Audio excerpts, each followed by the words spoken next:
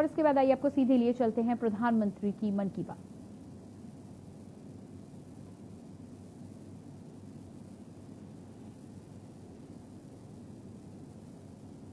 आया, साइक्लोन निसर्ग आया, अनेक राज्यों में बाढ़ आई, छोटे बड़े अनेक भूकंप आए, भूस्खलन हुए। अभी अभी पिछले 10 दिनों में ही देश ने फिर 2 बड़े साइक्लोन्स का सामना किया।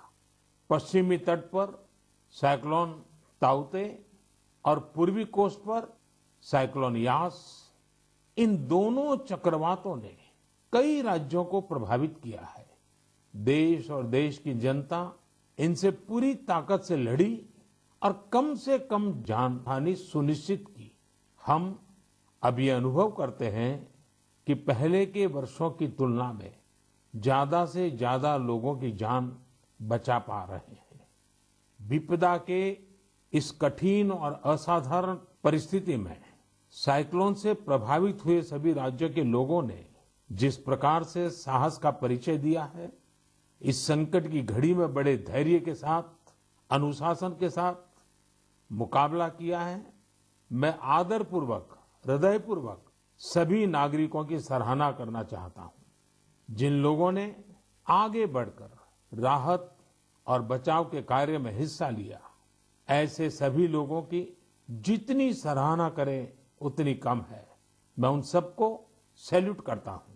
केंद्र, राज्य सरकारें और स्थानीय प्रशासन सभी एक साथ मिलकर इस आपदा का सामना करने में जुटे हुए हैं।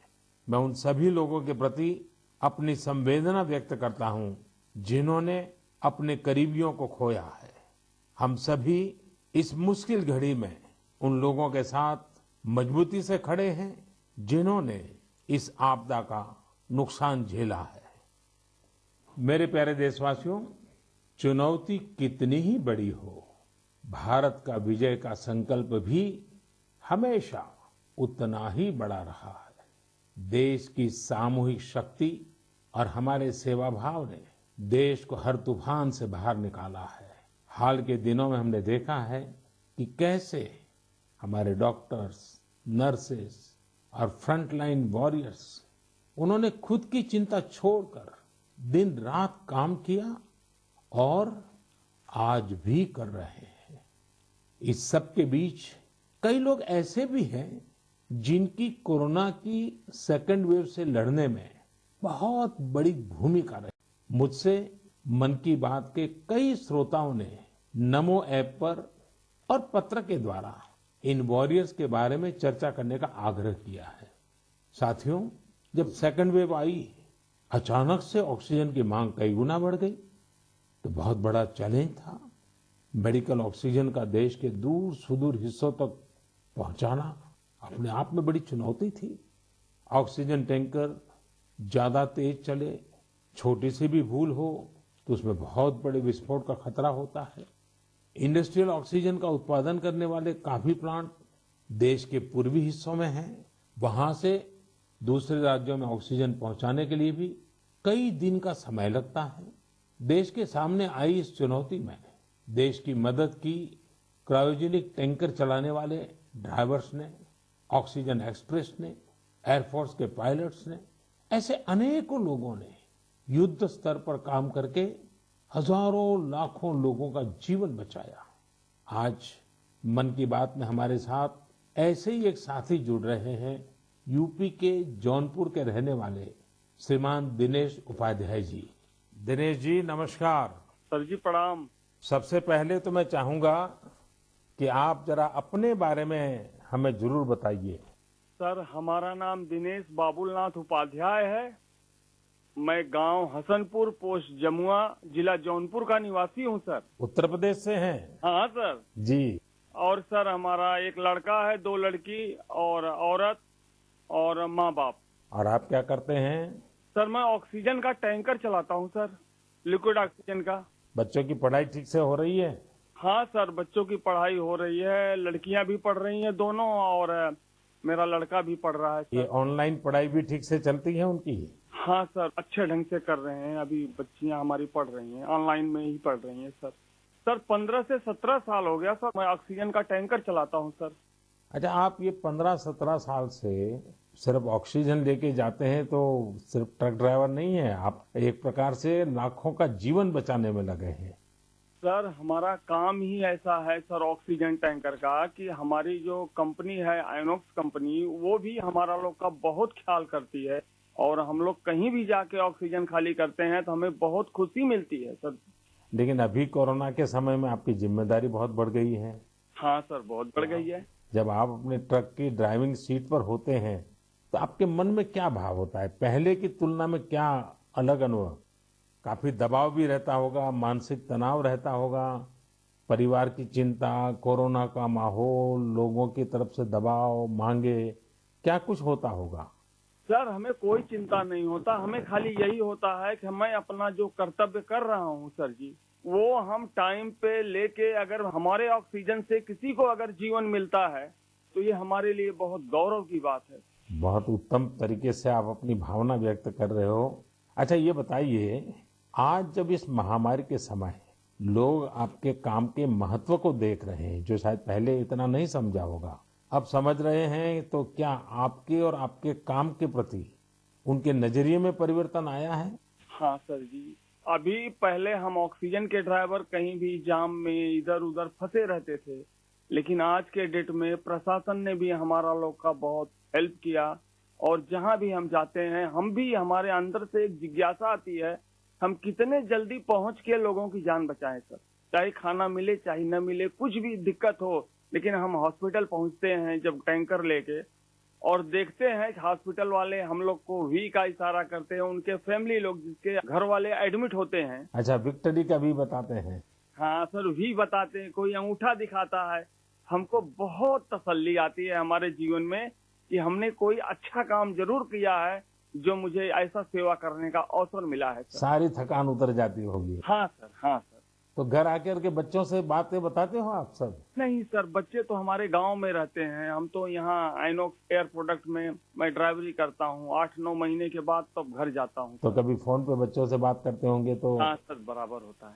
तो उनके मन में रहता होगा, पिताजी जरा संभालिए ऐसे समय। सर जी वो लोग बोलते हैं पापा काम करो लेकिन अपने सेफ्टी से करो, और हम लोग सर सेफ्टी से काम करते हैं। हमारा मानगांव प्लांट भी है और आइनॉक्स बहुत हमारा लोग का हेल्प करता है। चलिए दिनेश जी, मुझे बहुत अच्छा लगा आपकी बातें सुन करके, और देश को भी लगेगा कि इस कोरोना की लड़ाई में कैसे कैसे किस प्रकार से लोग काम कर रहे हैं। आप 9-9 महीने तक अपने बच्चों को नहीं मिल रहे हैं, परिवार को नहीं मिल रहे हैं, सिर्फ लोगों की जान बच जाए। जब ये देश सुनेगा ना, देश को गर्व होगा कि लड़ाई हम जीतेंगे, क्योंकि दिनेश उपाध्याय जैसे लाखों लाखों ऐसे लोग हैं जो जी जान से जुटे हुए हैं। सर जी हम लोग कोरोना को किसी ना किसी दिन जरूर हराएंगे सर जी। चलिए दिनेश जी, आपकी ये भावना, यही तो देश की ताकत है। बहुत बहुत धन्यवाद दिनेश जी, और आपके बच्चों को मेरे आशीर्वाद कहिएगा। ठीक है, तो धन्यवाद। प्रणाम। धन्यवाद।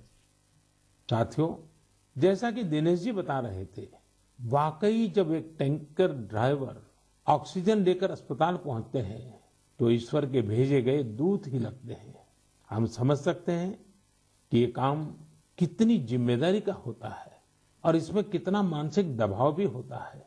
साथियों, चुनौती के इसी समय में ऑक्सीजन के ट्रांसपोर्टेशन को आसान करने के लिए भारतीय रेल भी आगे आई है। ऑक्सीजन एक्सप्रेस, ऑक्सीजन रेल ने सड़क पर चलने वाले ऑक्सीजन टैंकर से कहीं ज्यादा तेजी से, कहीं ज्यादा मात्रा में ऑक्सीजन देश के कोने कोने में पहुंचाई। माताओं बहनों को यह सुनकर गर्व होगा कि एक ऑक्सीजन एक्सप्रेस तो पूरी तरह महिलाएं ही चला रही हैं। देश की हर नारी को इस बात का गर्व होगा। इतना ही नहीं, हर हिंदुस्तानी को गर्व होगा। मैंने ऑक्सीजन एक्सप्रेस की एक लोको पायलट शिरीषा गजनी जी को मन की बात में आमंत्रित किया है। शिरीषा जी नमस्ते। नमस्ते सर, कैसे है सर? मैं बहुत ठीक हूँ शिरीषा जी। मैंने सुना है कि आप तो रेलवे पायलट के रूप में काम कर रही है, और मुझे बताया गया कि आपकी पूरी महिलाओं की टोली ये ऑक्सीजन एक्सप्रेस को चला रही है। शिरीषा जी, आप बहुत ही शानदार काम कर रही हैं। कोरोना काल में आपकी तरह अनेक महिलाओं ने आगे आकर कोरोना से लड़ने में देश को ताकत दी है। आप भी नारी शक्ति का एक बहुत बड़ा उदाहरण है। लेकिन देश जानना चाहेगा, मैं जानना चाहता हूँ कि आपको ये मोटिवेशन कहाँ से मिलता है? सर मुझको मोटिवेशन मेरा फादर मदर भी है सर। मेरा फादर गवर्नमेंट एम्प्लॉय है sir. Actually I am having 2 elder sisters. We are 3 members, ladies only. But my father giving very encourage to work. My first sister doing government job in bank work, and I am settled in railway. My parents only encouraging me. अच्छा सिरिसा जी, आपने सामान्य दिनों में भी railway को अपनी सेवाएं दी है, ट्रेन को स्वाभाविक चला है, लेकिन जब ये एक तरफ ऑक्सीजन की इतनी मांग और जब आप ऑक्सीजन को लेके जा रही है तो थोड़ा जिम्मेदारी भरा काम होगा, थोड़ी और जिम्मेवारी होगी। सामान्य गुड्स को ले जाना अलग बात है, ऑक्सीजन तो बहुत ही डेलिकेट भी होती है चीजें, तो क्या अनुभव आता था? मैं हैप्पीली फील किया ये काम करने के लिए। ऑक्सीजन स्पेशल देने के टाइम में सभी देखिए, सेफ्टी का wise, formation wise any leakage है। नेक्स्ट इंडियन रेलवे भी सपोर्टिव है सर। ये ऑक्सीजन चलाने के लिए मुझको ग्रीन पाथ दिया, ये गाड़ी चलाने के लिए 125 किलोमीटर 1.5 आवर में रीच हो गया। इतना रेलवे भी रेस्पॉन्सिबिलिटी ले लिया, मैं भी रेस्पॉन्सिबिलिटी है सर। वाह, चलिए सिरसा जी, मैं आपको बहुत बधाई देता हूं और आपके पिताजी माताजी को विशेष रूप से प्रणाम करता हूं, जिन्होंने तीनों बेटियों को इतनी प्रेरणा दी और उनको इतना आगे बढ़ाया और इस प्रकार का हौसला दिया है। और मैं समझता हूं ऐसे माँ बाप को भी प्रणाम और आप सभी बहनों को भी प्रणाम, जिन्होंने इस प्रकार से देश की सेवा भी की और जज्बा भी दिखाया है। बहुत बहुत धन्यवाद सिरसा जी। धन्यवाद सर, थैंक यू सर। आपका ब्लेसिंग्स चाहिए सर। बहुत परमात्मा का आशीर्वाद आप पर बना रहे, आपके माता पिता का आशीर्वाद बना रहे। धन्यवाद जी। धन्यवाद सर। साथियों, हमने अभी सिरसा जी की बात सुनी। उनके अनुभव प्रेरणा भी देते हैं, भावुक भी करते हैं। वास्तव में ये लड़ाई इतनी बड़ी है कि इसमें रेलवे की ही तरह हमारा देश जल, थल, नभ तीनों मार्गों से काम कर रहा है। एक और खाली टैंकर्स को एयरफोर्स के विमानों द्वारा ऑक्सीजन प्लांट तक पहुंचाने का काम हो रहा है। दूसरी ओर नए ऑक्सीजन प्लांट बनाने का काम भी पूरा किया जा रहा है। साथ ही विदेशों से ऑक्सीजन, ऑक्सीजन कंसंट्रेटर्स और क्रायोजेनिक टैंकर्स भी देश में लाए जा रहे हैं। इसलिए इसमें नेवी भी लगी, एयरफोर्स भी लगी, आर्मी भी और डीआरडीओ जैसी हमारी संस्थाएं भी जुटी हैं। हमारे कितने ही वैज्ञानिक, इंडस्ट्री के एक्सपर्ट्स और टेक्नीशियन भी युद्ध स्तर पर काम कर रहे हैं। इन सब के काम को जानने की, समझने की जिज्ञासा सभी देशवासियों के मन में है। इसलिए हमारे साथ हमारी एयरफोर्स के ग्रुप कैप्टन पटनायक जी जुड़ रहे हैं। पटनायक जी, जय हिंद। सर जय हिंद। सर मैं ग्रुप कैप्टन ए.के. पटनायक हूँ, वायुसेना स्टेशन हिंडन से बात कर रहा हूँ। पटनायक जी, कोरोना से लड़ाई के दौरान आप बहुत बड़ी जिम्मेवारी संभाल रहे हैं। दुनिया भर में जाकर के टैंकर लाना, टैंकर यहाँ पहुंचाना। मैं जानना चाहूंगा कि एक फौजी के नाते एक अलग प्रकार का काम आपने किया है। मरने मारने के लिए दौड़ना होता है, आज आप जिंदगी बचाने के लिए दौड़ रहे हैं। कैसा अनुभव हो रहा है? सर, इस संकट के समय में हमारे देशवासियों को मदद कर सकते हैं, ये हमारे लिए बहुत ही सौभाग्य का काम है सर। और ये जो भी हमें मिशंस मिले हैं, हम बखूबी से उसको निभा रहे हैं। हमारी ट्रेनिंग और सपोर्ट सर्विसेज जो हैं हमारी पूरी मदद कर रहे हैं। और सबसे बड़ी चीज है सर, इसमें जो हमें जॉब सेटिस्फैक्शन मिल रही है वो बहुत ही हाई लेवल पे है और इसी की वजह से हम कंटिन्यूअस ऑपरेशंस कर पा रहे हैं। कैप्टन, आप इन दिनों जो प्रयास किए हैं और वो भी कम से कम समय में सब कुछ करना पड़ा है, उसमें अभी इन दिनों क्या रहा आपका? सर, पिछले 1 महीने से हम कंटिन्यूअसली ऑक्सीजन टैंकर्स और liquid oxygen containers domestic destination और इंटरनेशनल डेस्टिनेशन दोनों से उठा रहे हैं सर। करीब 1600 सॉर्टी से ज्यादा एयरफोर्स कर चुकी है और 3000 से ज्यादा घंटे हम उड़ चुके हैं। करीब 160 इंटरनेशनल मिशन कर चुके हैं, जिस वजह से हम हर जगह से ऑक्सीजन टैंकर्स जो पहले अगर डोमेस्टिक में 2 से 3 दिन लगते थे, हम उसको 2 से 3 घंटे में एक जगह से दूसरी जगह पहुंचा सकते हैं सर। और इंटरनेशनल मिशन में भी within 24 hour continuous round the clock operations करके पूरी एयरफोर्स इसमें लगी हुई है कि जितनी जल्दी हो सके हम जितने ज्यादा टैंकर ला सकें और देश की मदद कर सके सर। कैप्टन, आपको इंटरनेशनल में अभी कहाँ कहाँ दौड़ भागना पड़ा? सर शॉर्ट नोटिस पे हमें सिंगापुर, दुबई, बेल्जियम, जर्मनी और यूके, ये सब जगह पे डिफरेंट फ्लीट्स ऑफ। आप देख रहे हैं के न्यूज, खबरों का सारथी। जुबान के लिए उड़ चला गैरों की ज़मीं पर, खुशबू अपने पन की ढूंढता और दूर कितना भी जा, इस जुबान से दूर ना जा पाओगे। विमल, बोलो जुबान केसरी।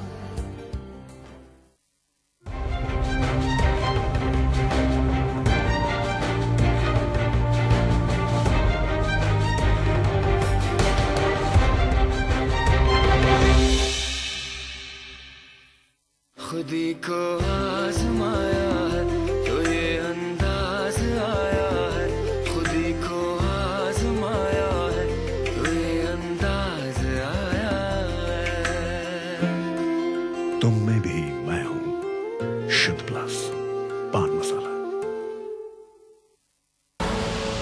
आप देख रहे हैं के न्यूज, खबरों का सारथी। ऑक्सीजन टैंकर्स ला रहे हैं, कंटेनर्स ला रहे हैं। लेकिन बेटी तो पापा को बहुत मिस करती है ना?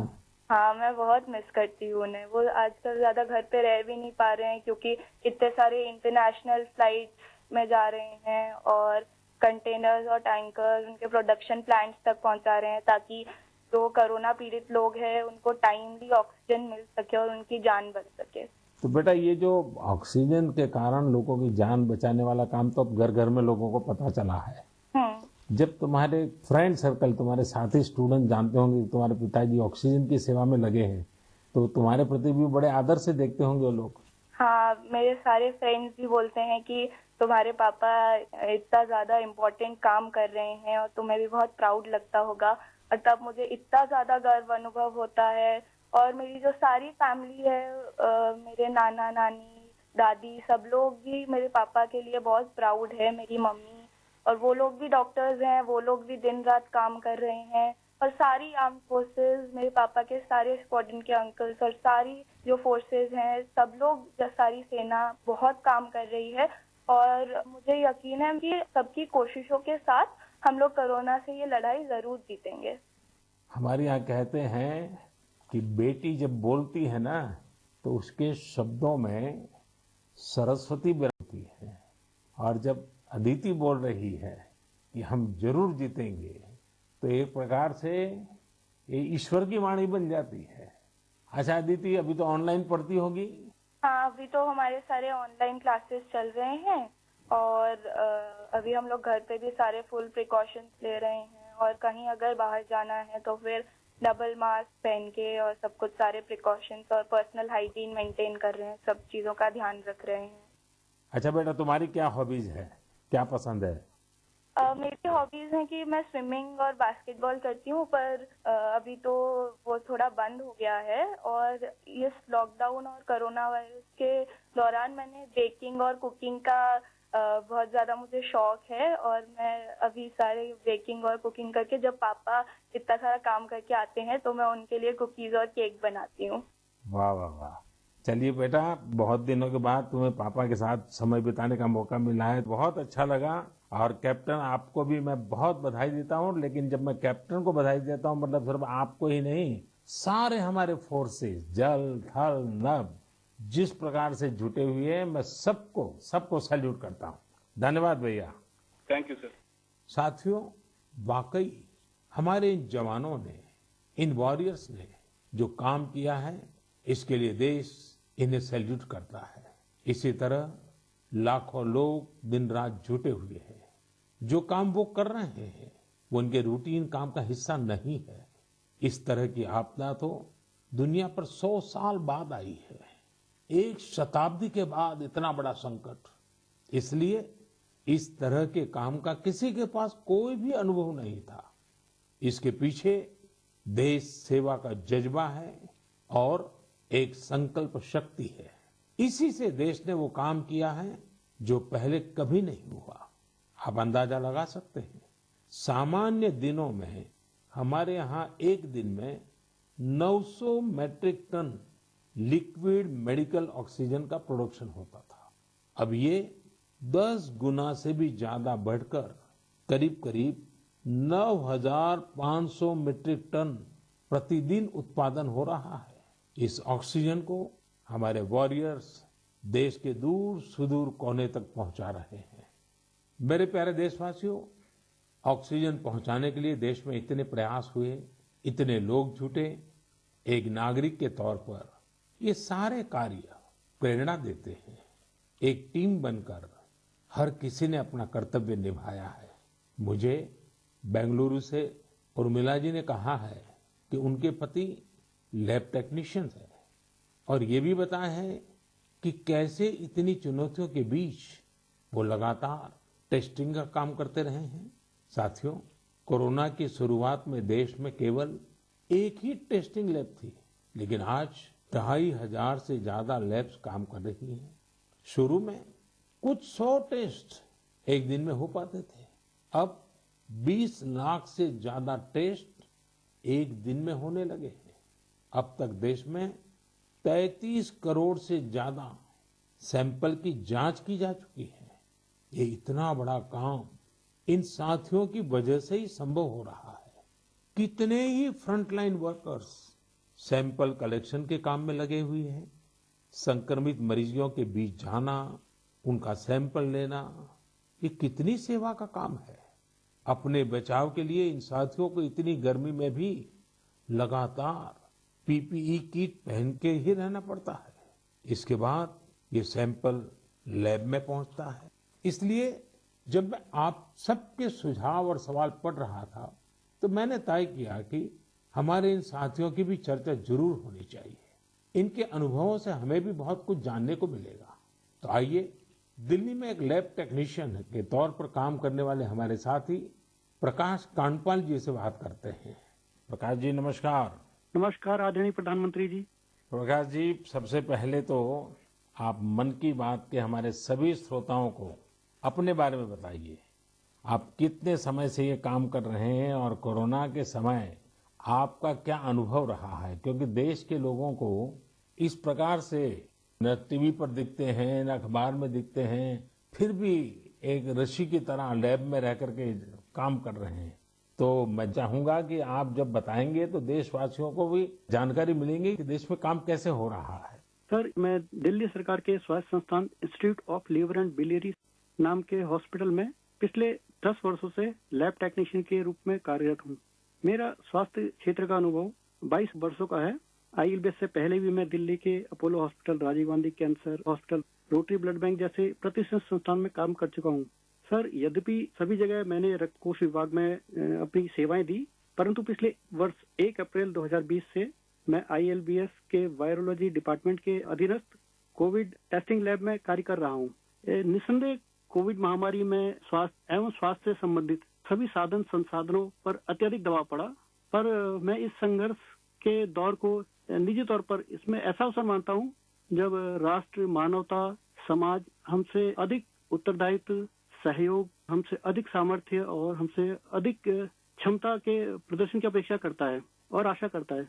और सर, जब हम राष्ट्र के, मानवता के, समाज की अपेक्षा के और आशा के अनुरूप अपने स्तर पर, जो कि एक बूंद के बराबर है, हम उस पर काम करते हैं, खरा उतरते हैं, तो एक गौरव की अनुभूति होती है। कभी जब हमारे घर वाले भी आशंकित होते हैं या थोड़ा उन्हें भय लगता है, तो ऐसे अवसर पे उनको स्मरण कराता हूँ कि हमारे देश के जवान, जो कि सदैव ही परिवार से दूर सीमाओं पर विषम और असामान्य परिस्थितियों में देश की रक्षा कर रहे हैं, उनकी तुलना में तो हमारा जोखिम जो है कम है, बहुत कम है।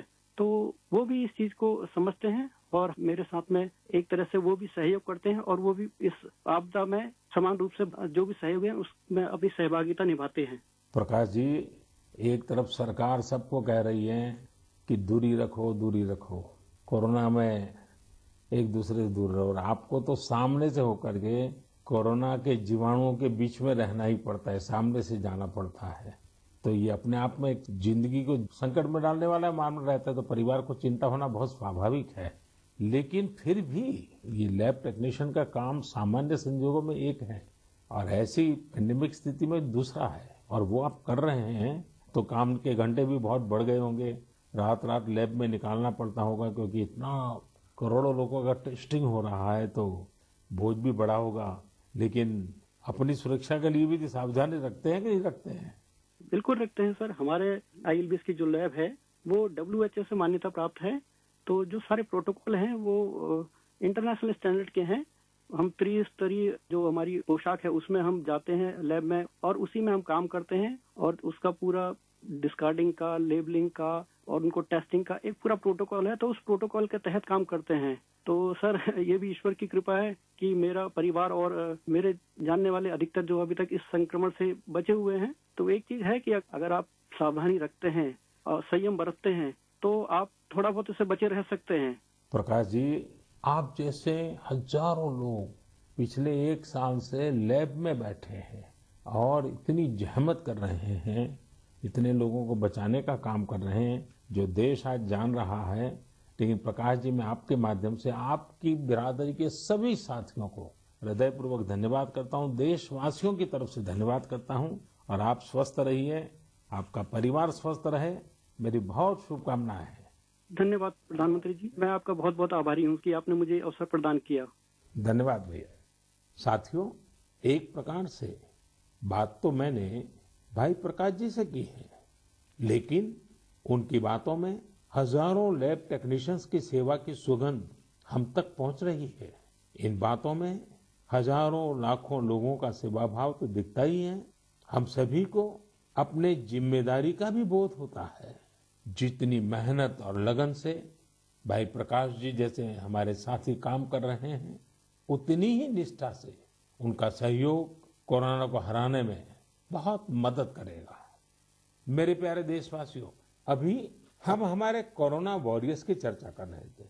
पिछले 1.5 सालों में हमने उनका खूब समर्पण और परिश्रम देखा है, लेकिन इस लड़ाई में बहुत बड़ी भूमिका देश के कई क्षेत्रों के अनेक वॉरियर्स की भी है। आप सोचिए, हमारे देश पर इतना बड़ा संकट आया, इसका असर देश की हर एक व्यवस्था पर पड़ा। कृषि व्यवस्था ने खुद को इस हमले से काफी हद तक सुरक्षित रखा। सुरक्षित ही नहीं रखा, बल्कि प्रगति भी की, आगे भी बढ़ी। क्या आपको पता है कि इस महामारी में भी हमारे किसानों ने रिकॉर्ड उत्पादन किया है? किसानों ने रिकॉर्ड उत्पादन किया तो इस बार देश ने रिकॉर्ड फसल खरीदी भी की है।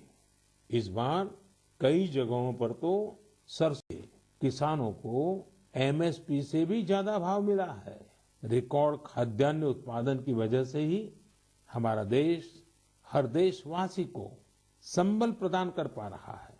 आज इस संकट काल में 80 करोड़ गरीबों को मुफ्त राशन उपलब्ध कराया जा रहा है, ताकि गरीब के घर में भी कभी ऐसा दिन न आए जब चूल्हा न जले। साथियों, आज हमारे देश के किसान कई क्षेत्रों में नई व्यवस्थाओं का लाभ उठाकर कमाल कर रहे हैं। जैसे कि अगरतला के किसानों को ही लीजिए। ये किसान बहुत अच्छे कटहल की पैदावार करते हैं।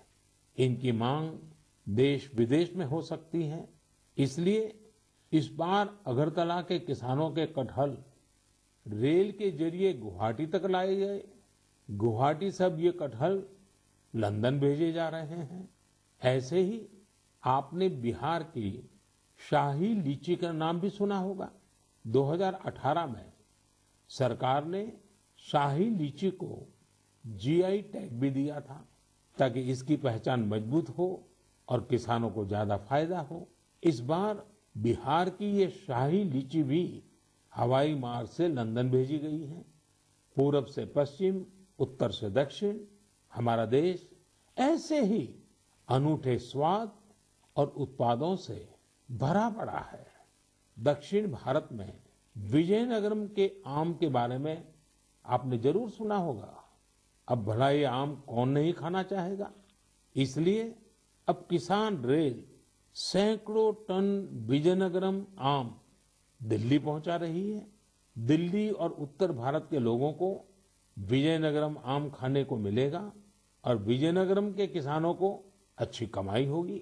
किसान रेल अब तक करीब करीब 2 लाख टन उपज का परिवहन कर चुकी है। अब किसान बहुत कम कीमत पर फल, सब्जियां, अनाज देश के दूसरे सुदूर हिस्सों में भेज पा रहा है। मेरे प्यारे देशवासियों, आज 30 मई को हम मन की बात कर रहे हैं और संयोग से ये सरकार के 7 साल पूरे होने का भी समय है। इन वर्षों में देश सबका साथ, सबका विकास, सबका विश्वास के मंत्र पर चला है। देश की सेवा में हर क्षण समर्पित भाव से हम सभी ने काम किया है। मुझे कई साथियों ने पत्र भेजे हैं और कहा है कि मन की बात में 7 साल की हमारी आपकी इस साझी यात्रा पर भी चर्चा करूं।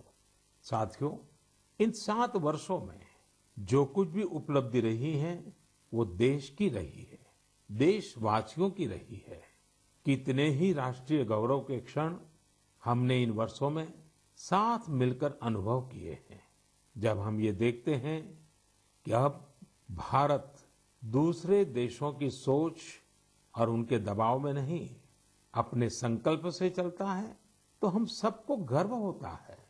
जब हम देखते हैं कि अब भारत अपने खिलाफ साजिश करने वालों को मुंहतोड़ जवाब देता है, तो हमारा आत्मविश्वास और बढ़ता है। जब भारत राष्ट्रीय सुरक्षा के मुद्दों पर समझौता नहीं करता, जब हमारी सेनाओं की ताकत बढ़ती है, तो हमें लगता है कि हाँ, हम सही रास्ते पर हैं।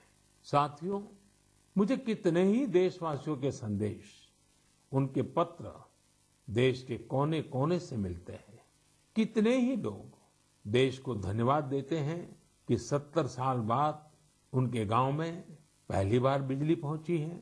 उनके बेटे बेटियां उजाले में, पंखे में बैठ करके पढ़ रहे हैं। कितने ही लोग कहते हैं कि हमारा भी गांव अब पक्की सड़क से शहर से जुड़ गया है। मुझे याद है, एक आदिवासी इलाके से कुछ साथियों ने मुझे संदेश भेजा था कि सड़क बनने के बाद पहली बार उन्हें ऐसा लगा कि वो भी बाकी दुनिया से जुड़ गए हैं। ऐसे ही कहीं कोई बैंक खाता खोलने की खुशी साझा करता है, तो कोई अलग अलग योजनाओं की मदद से जब नया रोजगार शुरू करता है, तो उस खुशी में मुझे भी आमंत्रित करता है। प्रधानमंत्री आवास योजना के तहत घर मिलने के बाद गृह प्रवेश के आयोजन में कितने ही निमंत्रण मुझे हमारे देशवासियों की ओर से लगातार मिलते रहते हैं। इन 7 सालों में आप सबकी ऐसी करोड़ों खुशियों में मैं शामिल हुआ हूं। अभी कुछ दिन पहले ही मुझे गांव से एक परिवार ने जल जीवन मिशन के तहत घर में लगे पानी के नल की एक फोटो भेजी। उन्होंने इस फोटो का कैप्शन लिखा था, मेरे गांव की जीवन धारा। ऐसे कितने ही परिवार हैं। आजादी के बाद 7 दशकों में हमारे देश के केवल 3.5 करोड़ ग्रामीण घरों में ही पानी के कनेक्शन थे, लेकिन पिछले 21 महीनों में ही 4.5 करोड़ घरों को साफ पानी के कनेक्शन दिए गए हैं। इनमें से 15 महीने तो कोरोना काल के ही थे।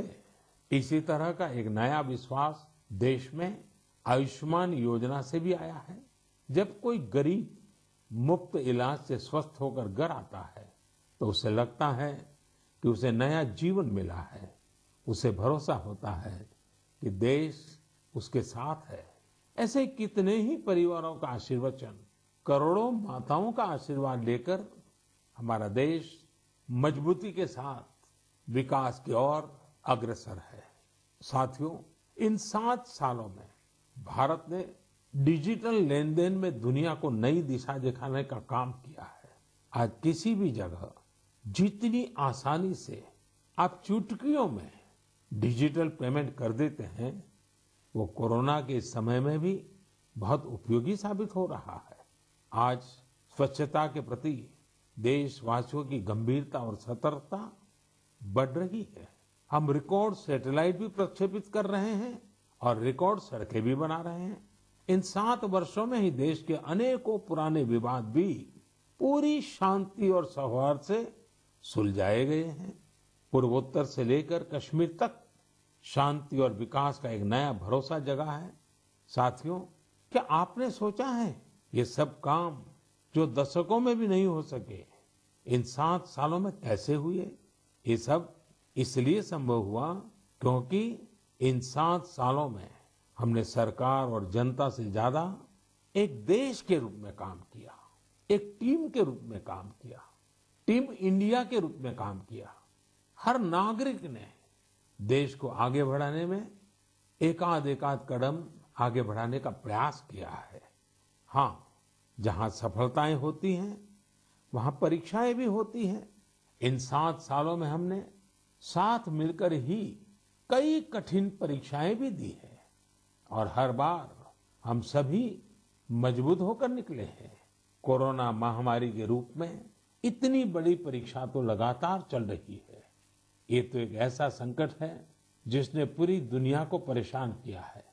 कितने ही लोगों ने अपनों को खोया है। बड़े बड़े देश भी इसकी तबाही से बच नहीं सके हैं।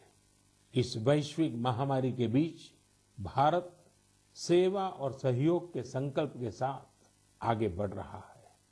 हमने पहली वेव में भी पूरे हौसले के साथ लड़ाई लड़ी थी। इस बार भी वायरस के खिलाफ चल रही लड़ाई में भारत विजयी होगा। 2 गज की दूरी, मास्क से जुड़े नियम हो या फिर वैक्सीन, हमें ढिलाई नहीं करनी है। यही हमारी जीत का रास्ता है। अगली बार जब हम मन की बात में मिलेंगे तो देशवासियों के कई और प्रेरणादायक उदाहरणों पर बात करेंगे और नए विषयों पर चर्चा करेंगे। आप अपने सुझाव मुझे ऐसे ही भेजते रहिए। आप सभी स्वस्थ रहिए, देश को इसी तरह आगे बढ़ाते रहिए। बहुत बहुत धन्यवाद।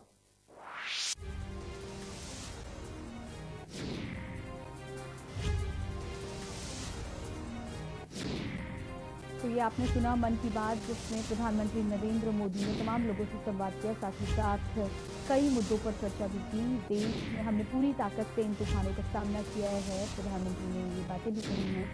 सबने एक साथ आपदा का सामना किया है। इसके अलावा चुनौतियां जितनी बड़ी रही, भारत का संकल्प जितना ही बड़ा रहा, अडिग रहा। पीएम मोदी की मन की बात का ये 77वां संबोधन था, जिसमें उन्होंने कोरोना काल में कोरोना वॉरियर्स की तरह काम कर रहे तमाम लोगों से बातचीत की। देश कोरोना से लड़ रहा है, 100 साल की सबसे बड़ी महामारी।